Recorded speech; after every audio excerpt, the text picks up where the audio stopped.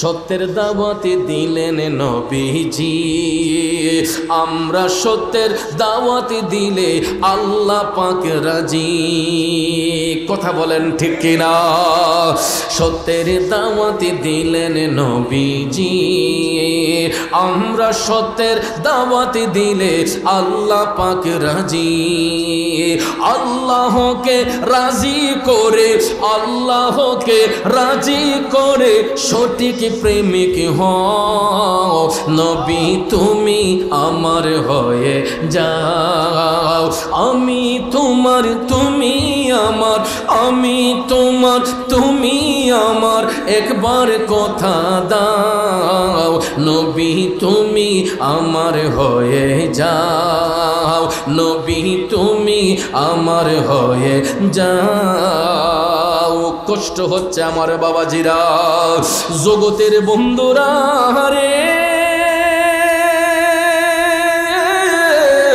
ও দুরুল গ্রামের মুরব্বী বাবাজিরা গো, আমার সম্মানিত মা বোনরা যারা শুনছেন, স্পষ্ট প্রমাণ হয়ে গেল নবী ছাড়া দু জাহানে কোনো শান্তি নাই, নবী ছাড়া জান্নাতি হওয়া যাবে না, নবী ছাড়া জাহান্নাম সম্পর্কে জানা যাবে না। ঠিক না ঠিক?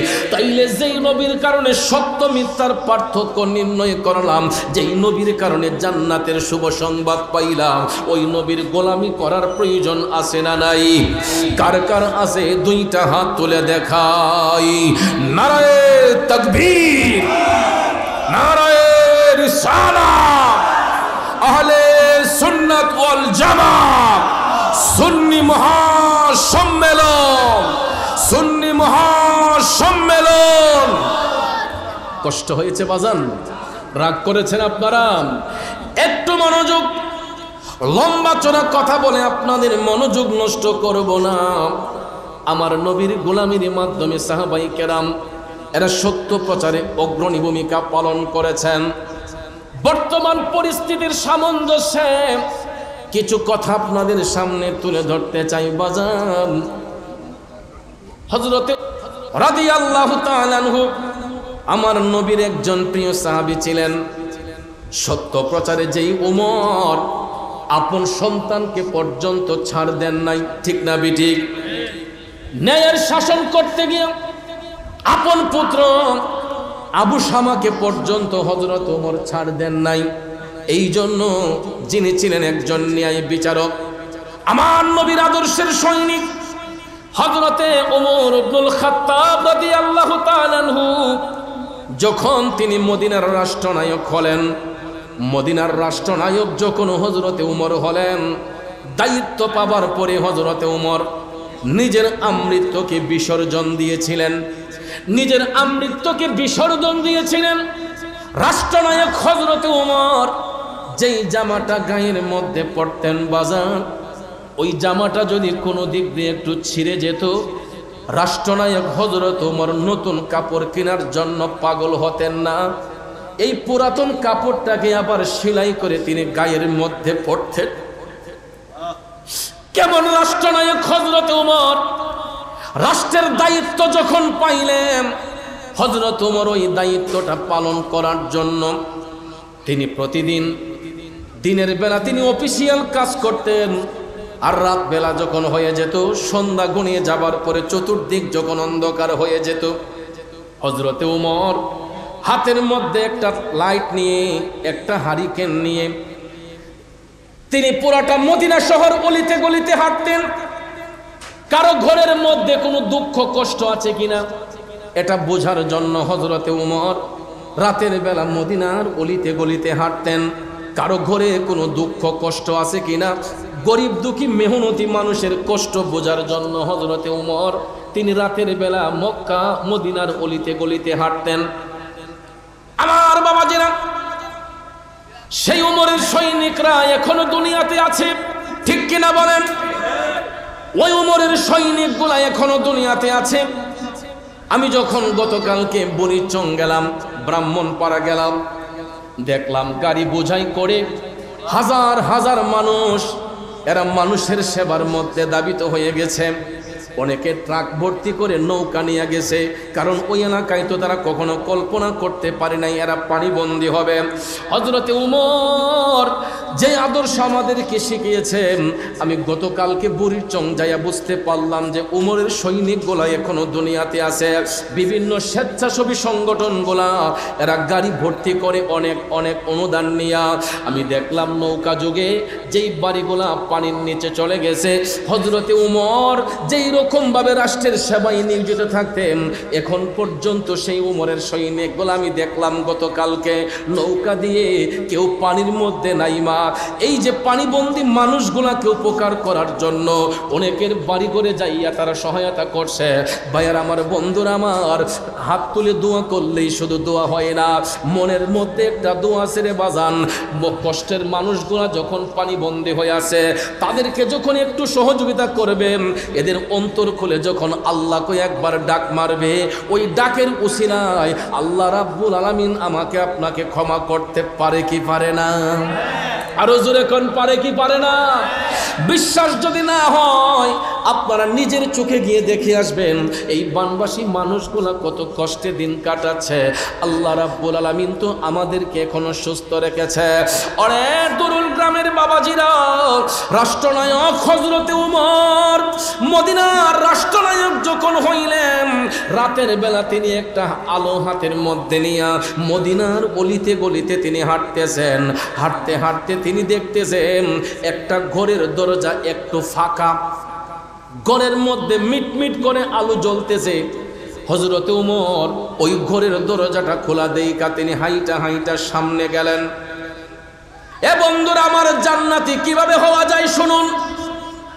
হযরতে উমর হাইটা হাইটা ঘরের পাশে যখন অবস্থান করলেন, তিনি ঘরের দরজার চিপা দিয়ে তাকাইয়া দেখলেন তিনটা বাচ্চা, তিনটা অবুঝ শিশু চিৎকার করে কান্নাকাটি করতেছে। তিনটা বাচ্চা ঘরের ভিতর কান্নাকাটি করতেছে। এরা তাদের মারে ডাক দিয়া বলছে, মা, পেটের মধ্যে প্রচন্ড ক্ষুধা লাগছে গো মা, তাড়াতাড়ি আমাদেরকে খাবার দাও। পেটের মধ্যে ক্ষুধা লাগছে মা, তাড়াতাড়ি খাবার দাও। ঘরের মধ্যে কোনো খাবার নাই, ঘরের মধ্যে কোনো খাবার নাই। ওই ছেলেগুলার বাবা দুনিয়াতে নাই। মা দিনের বেলা পাহাড়ে যাইয়া কাঠ কোড়াইতো, বনে যাইয়া কাঠ কোড়াইয়া ওই কাঠগোলা বিক্রি করে সন্ধ্যাবেলা বাচ্চাদেরকে আইনা খাবার খাওয়াইতো। ওই দিনে মা অসুস্থ ছিল, ঘরের মধ্যে কোনো খাবার আনতে পারে নাই, এই জন্য চুলাতে আগুন জ্বলে না। তারপরে বাচ্চাগুলা যখন পেটের ক্ষুধায় যখন কাতর হইয়া কান্না করতেছে, ওই দরদি মা বাচ্চাদেরকে সান্ত্বনা দেওয়ার জন্য একটা ডেকসি চুলার মধ্যে বসাইয়া চুলার নিচে আগুন দিয়া শুধু গরম পানির মধ্যে কাটে দিয়ে নাড়াচাড়ি করতেছে। বাচ্চাগুলা কান্দে আর মা ডাক দিয়া কয়, একটু অপেক্ষা কর, খাবার হয়ে যাচ্ছে। আপনারা বলুন তো, ডেকসির ভিতরে কোনো খাবার আছে? মা বাচ্চাদেরকে সান্ত্বনা দিয়ে বলছে, একটু অপেক্ষা কর জাদুরা, কিছুক্ষণের মধ্যে খাবার তৈরি হয়ে যাবে। আসলে কিন্তু ডেকসিতে খাবার নাই। মা এই কারণে সান্ত্বনা দিচ্ছে যে কান্না করতে করতে বাচ্চাগুলা ঘুমাইয়া যাবে, এই জন্য রাতের বেলায় আর কান্না করবে না। দিনে যাইয়া কাঠ করাই আবার বাচ্চাদেরকে কাঠ বিক্রি করাই না খাওয়াইব। ওই মা বাচ্চাদেরকে সান্ত্বনা দেওয়ার জন্য চুলার মধ্যে ডেকসি বসাইয়া শুধু কাঠে দিয়া নাড়াচাড়া করে, কিন্তু ডেকসির মধ্যে কোনো খাবার নাই। বন্ধুরা আমার, হযরতে উমর এই দৃশ্যটা তাকায়া তাকায়া দেখতেছেন। ওই মহিলাটা বাচ্চাদেরকে সান্ত্বনা দিচ্ছে আর হযরতে উমরকে ইচ্ছে মতো বকাবকি করতেছে। মহিলাটা না যাই না হযরতে উমরকে বকাবকি করতেছে। উমরের মতো রাষ্ট্রনায়ক এই রাজ্যে দরকার নাই। কষ্টের কারণে সরকারকে বকাবকি করতেছে যে উমরের মতো রাষ্ট্রনায়ক মদিনাতে দরকার নাই। যেই রাষ্ট্রনায়ক থাকার পরেও আমি একজন গরিব মানুষ, আমার বাচ্চাদেরকে নিয়ে কষ্ট করতেছি, এমন রাষ্ট্রনায়কের কোনো প্রয়োজন নাই। হযরতে উমর ওই কথাটা কান দিয়া শুনলেন। যদি পৃথিবীর অন্য কোনো জায়গার রাষ্ট্রনায়ক হতো, সাথে সাথে ওই মহিলাকে শাস্তি দিত যে সরকারকে বকাবকি করতেছে। কথা কোন ঠিক না বেঠিক? আমার যুবক বন্ধুরা, মহিলা যখন হযরতে উমরকে দোষারোপ করছে গো, উমর টপ টপ করে চোখের পানি ছাইরা কান্না শুরু করলেন। আহারে, বাচ্চাগুলা আমার জন্য আজকে খাবারে কষ্ট করতেছে। সঙ্গে সঙ্গে হযরতে উমর নিজের পরিচয়টা গোপন করে ফেললেন, যাতে মহিলা না বুঝতে পারে তিনি রাষ্ট্রনায়ক হযরতে উমর। যুবক বন্ধুরা, আমার বাবাজিরা, হযরত উমর নিজের মুখের মধ্যে কাপড় বাইদা দিলেন, যাতে করে ওই মহিলা হযরতে উমরকে চিনতে না পারে। তিনি সঙ্গে সঙ্গে পরিচয়টা গোপন করে ওই মহিলার ঘরের দরজার পাশে যাইয়া হযরত উমর অনুমতি চাইলেন। মা, আপনি অনুমতি দিলে আমি আপনার ঘরে একটু ঢুকতে চাই।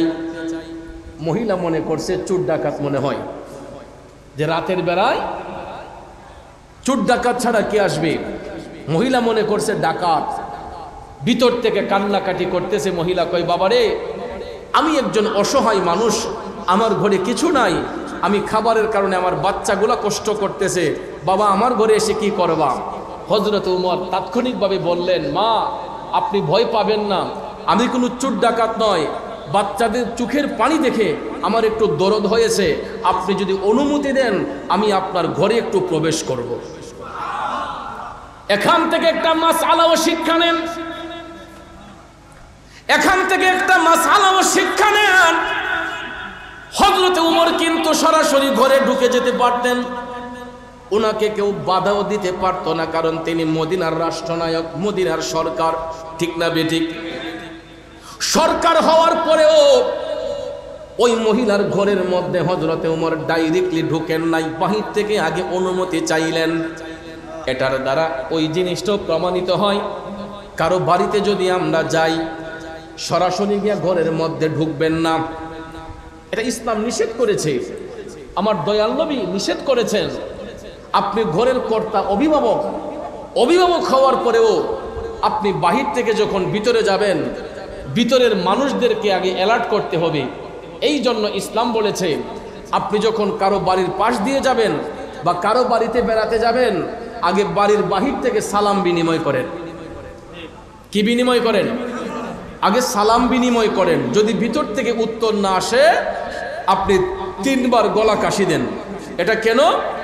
কারণ ঘরের ভিতরে মহিলা মা বোনদের একটা ব্যক্তিগত স্বাধীনতা আছে। ঠিক কিনা বলেন? আমরা পুরুষরা যেরকম বাহিরে স্বাধীনভাবে চলতে পারি, মহিলা মা বোনরা কিন্তু আমাদের মতো স্বাধীনভাবে চলতে পারে না। কিন্তু ঘরের ভিতরে তাদের একটা ব্যক্তিগত স্বাধীনতা আছে। যেমন অনেক মা বোনদের ঘরের ভিতরে থাকলে মাথায় কাপড় থাকে না, অনেক মা বোনদের বুকের উপর ওড়না থাকে না, অনেক মা বোনরা বাচ্চাকে দুধ পান করায়। কথা বলেন ঠিক কিনা? তাৎক্ষণিকভাবে আমরা যদি কারো বাড়িতে হুট করে গিয়ে ঢুকে যাই, আর এইরকম পরিস্থিতিতে যদি কোনো মহিলা মা বোন থাকে, তারা লজ্জায় পড়ে যায়।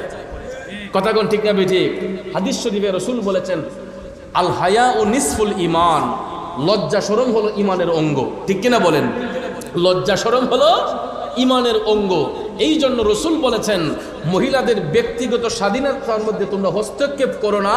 কারো বাড়িতে প্রবেশ করলে ঢোকার আগে অনুমতি নেও, আর না হলে সালাম বিনিময় করো, আর না হলে গলা কাশি দেও, যাতে করে কোনো মহিলা যদি বাচ্চাকে দুধ পান করানো অবস্থায় থাকে, সে যেন তার কাপড়কে সামলে নিতে পারে। কোনো মার যদি মাথায় কাপড় না থাকে, উনি যেন পর্দাটা সুন্দর করে করতে পারে। কোনো মার যদি বুকের উপর ওড়না না থাকে, সে যেন তার নিজেকে সেভ করতে পারে। এই জন্য আপনি ঘরের কর্তা হলেও আপনার উপযুক্ত মেয়ে ঘরে আছে, আপনার স্ত্রী আছে, আপনার মা আছে, তাদেরকে অ্যালার্ট করার জন্য ঘরের কর্তা হলেও বাড়িতে ঢোকার আগে গলা কাশি দিয়ে ঢুকবেন বা সালাম বিনিময় করবেন। এতে কোনো লজ্জা নয়, শরম নয়।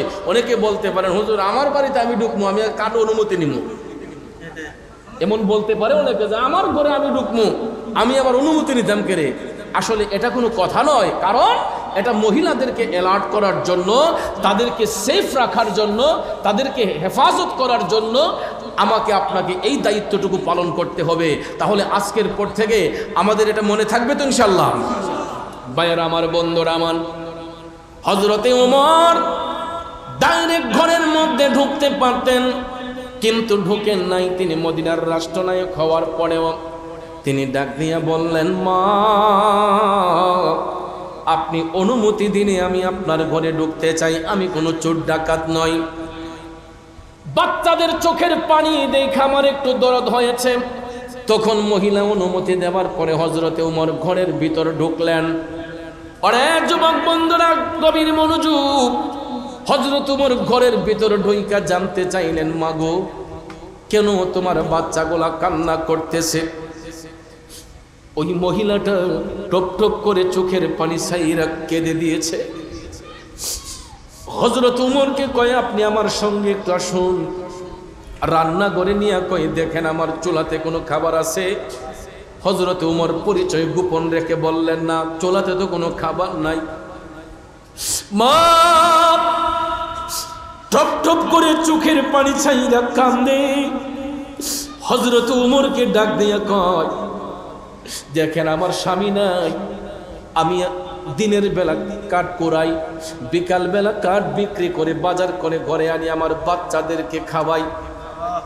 আজকে আমার শারীরিক কন্ডিশন ভালো না, আমি কাঠ কোরাইতে পারি নাই, এই জন্য বাচ্চাদের জন্য খাবারের ব্যবস্থা করি নাই।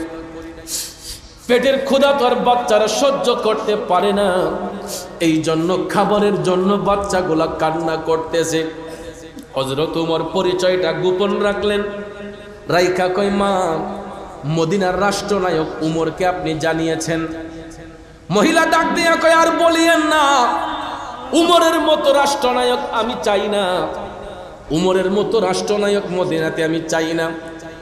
হযরত উমর পরিচয় গোপন রেখে কথাগুলা শুনতেছেন। শোনার পরে ওই মাকে ডাক দিয়ে বললেন, মা আসলে আপনি অনেক কষ্টে আছেন, আমি যদি আপনার ঘরে একটু খাবার এনে দেই আপনার কোনো আপত্তি আছে?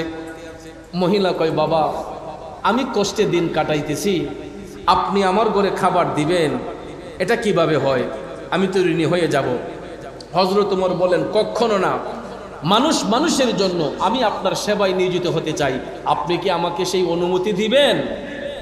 মহিলা ডাক দিয়া কয়, হুজুর ঠিক আছে, আপনি যদি পারেন নিয়ে আসেন। আল্লাহু আকবার বলেন। খাবারের জন্য বাচ্চাগুলা কান্না করছে। হযরত ওমর রাষ্ট্রনায়কের দরদ হয়েছে। বাজান রে,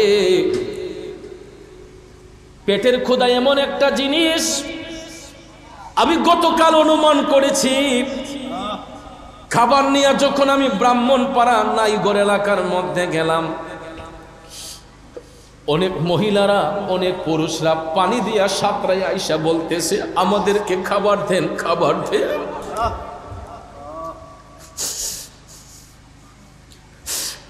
আমার মহিলা মা বোনরা পর্যন্ত পানি দিয়া সাঁতরাইয়া সাঁতরাইয়া বুক পর্যন্ত পানি, সাঁতার পানি। আমি যখন নৌকাটা নিয়ে গেলাম, এরা কান্না করতেছে, গো ভাই আমাদেরকে খাবার দিয়া যান, খাবার দিয়া যান।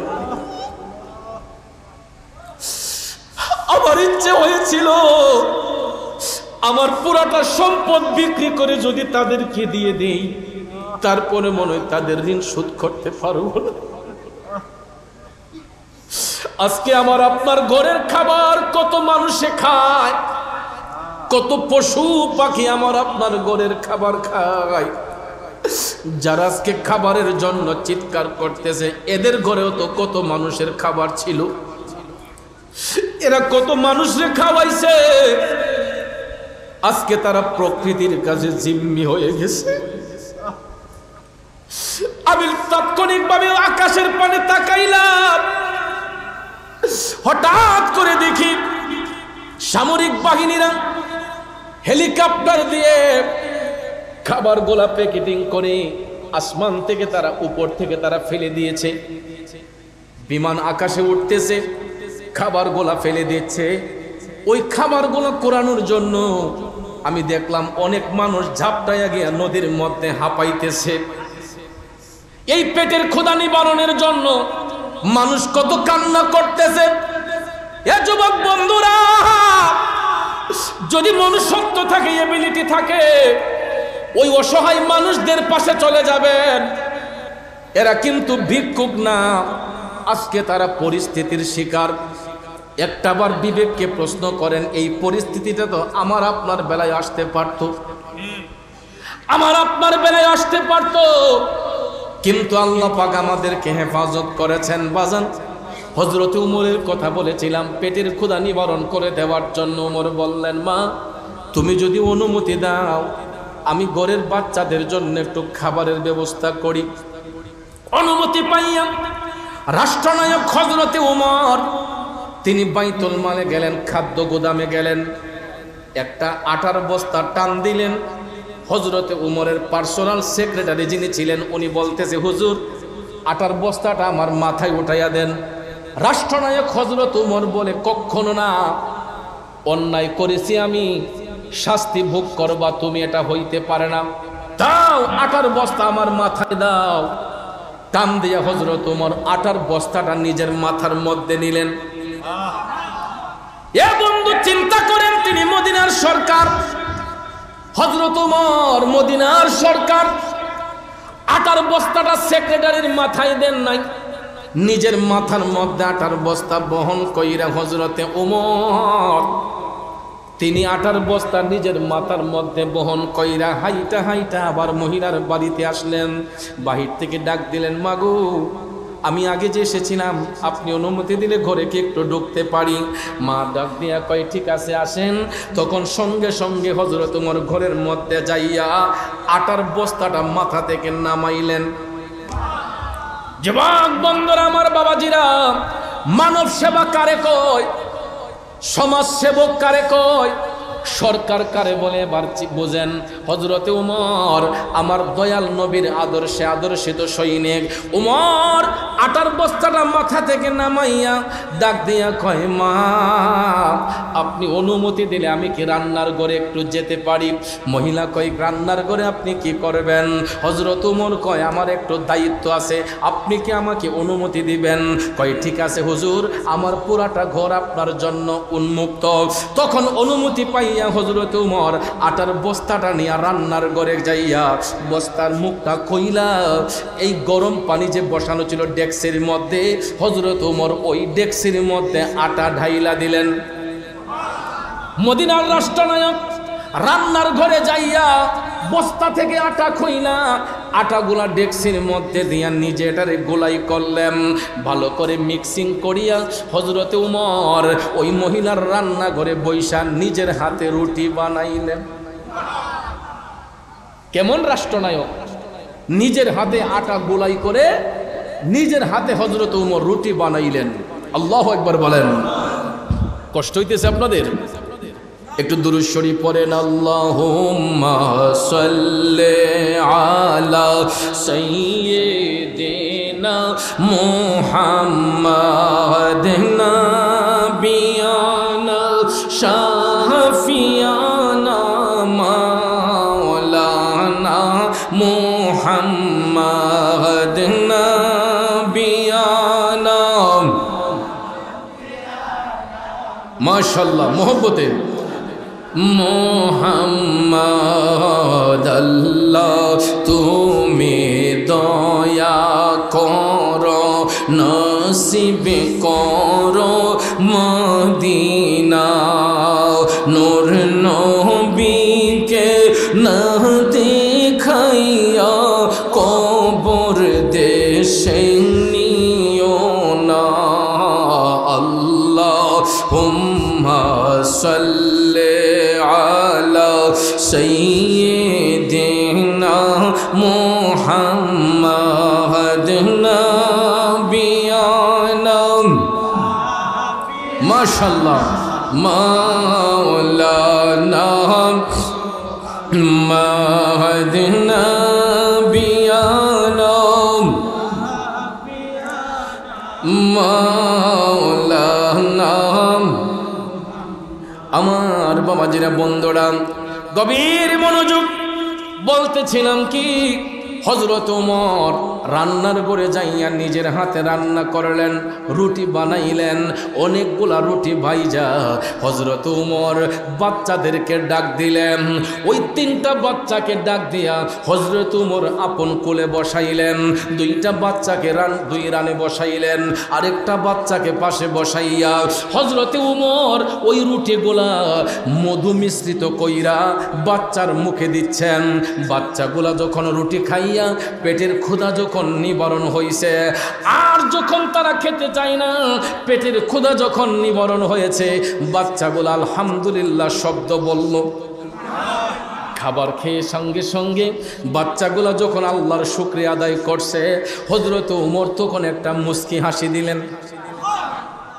খাবারের পরে আলহামদুলিল্লাহ বলতে হয়, খাবারের শুরুতে বিসমিল্লাহি ওয়া আলা বারাকাতিল্লাহ, কথাটা মনে থাকবে।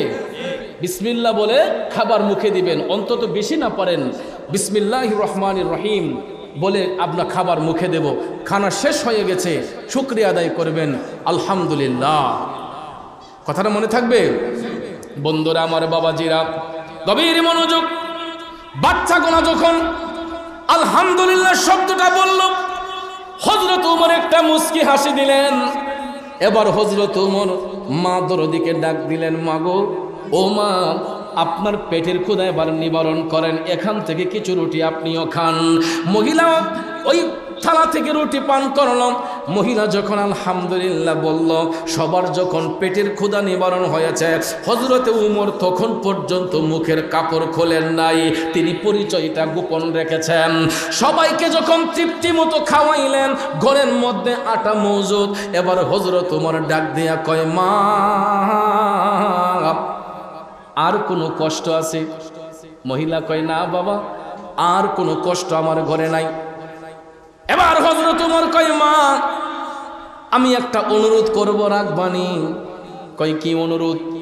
তখন হযরত ওমর কয়, মা, এখন তো তোমার ঘরে খাবার আছে, তোমার বাচ্চাদের খাবারের কষ্ট হবে না। মাগো, উমরের পক্ষ থেকে আমি তোমার কাছে ক্ষমা চাই, তুমি উমররে মাফ করে দাও। সুবহানাল্লাহ কন্যা। অথচ তিনি উমর বললেন, মা, উমরের পক্ষ থেকে আমি তোমার কাছে ক্ষমা চাই, তুমি আমাকে ক্ষমা, তুমি উমরকে ক্ষমা করে দাও। মহিলা কয়, উমরের জন্য আপনার এত দরদ কেন? উমরের কারণে আজকে আমার বাচ্চাগুলো কষ্ট করতেছে, আর আপনি আমার ঘরে সহযোগিতা করছেন, উমর তো করে নাই। আপনি বলতেছেন উমরকে ক্ষমা করার জন্য, আমি উমরকে ক্ষমা করতে পারবো না। তখন তিনি পরিচয় গোপন রেখে বলতেছেন, মাগো, একজন রাষ্ট্রনায়ক রাষ্ট্র পরিচালনা করতে গিয়ে তার কিছু ভুল ত্রুটি থাকতেই পারে। তিনি তো জানতেন না তোমার ঘরে খাবার নাই, যদি জানতেন অবশ্যই তোমার ঘরে খাবার পৌঁছে যেত। রাষ্ট্রনায়ক তো জানেন না তোমার ঘরে খাবার নাই, এখন যেহেতু তিনি অ্যালার্ট হয়েছেন, আর খাবারের অসুবিধা হবে না। তখন মহিলা বলতেছে, আমি এক শর্তে উমরকে ক্ষমা করতে পারি। কয় শর্তে? মহিলা কয়, এক শর্তে উমরকে ক্ষমা করতে পারি। সেটা কি? মহিলা ডাক দিয়া কয়, আপনার মতো ব্যক্তি যদি এই এলাকার রাষ্ট্রনায়ক হয়, তাহলে আমি উমররে মাফ করে দেব।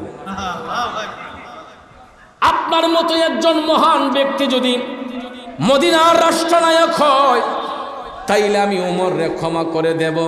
মহিলা যখন ওই কথা বলছে গো, হযরতে ওমর মুখের কাপড়টা সরাইয়া একটা দরদি কণ্ঠে ডাক দিয়া কয়, মা,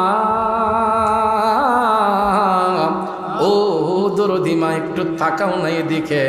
মহিলাটা যখন ফিরাইয়া তাকাইছে, তাকাইয়া যখন দেখছে তিনি হযরতে ওমর, মহিলার কি আর কোনো হুঁশ আছে? মহিলা কাঁপতে কাঁপতে শুরু করছে, কই, সাইদ আলী রে, কার সামনে তখন মার্কেটিং করছিলাম? মহিলা তো এখন ডরে একদম ভয়ে কাতর। হযরত ওমর ডাক দিয়ে বললেন, সাবধান মা, তুমি কাঁপতেছো কেন? তোমার তো কোনো দোষ নাই, দোষ করেছি আমি। তোমার কাছে আমি ক্ষমা চাইব, তুমি আমার কাছে ক্ষমা চাইবা কেন? মাগো, আমি জানতাম না তোমার ঘরে যে খাবারের অভাব।